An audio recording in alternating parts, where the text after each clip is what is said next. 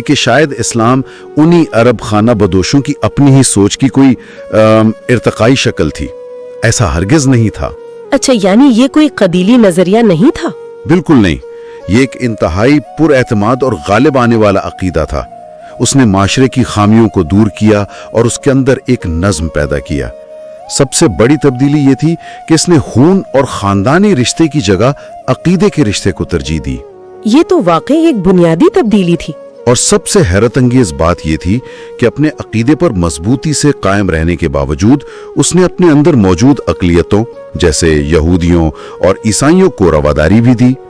لیکن اس دور کی سب سے بڑی کامیابی وہ زبردست علمی انقلاب تھا جو مدینہ میں برپا ہوا۔ تاریخ کی کتابوں میں عام طور پر فتوحات کا ذکر تو ملتا ہے، لیکن یہ علمی انقلاب جس کی آپ بات کر رہے ہیں اس کی نوعیت کیا تھی؟ دیکھیں، تاریخ اکثر تلوار کی جھنکار میں قلم کی آواز کو دبا دیتی ہے، لیکن حقیقت یہ ہے کہ عسکری فتوحات کے بالکل ساتھ ساتھ ان کی ذہنی اور فکری توانائیاں بیدار ہوئیں۔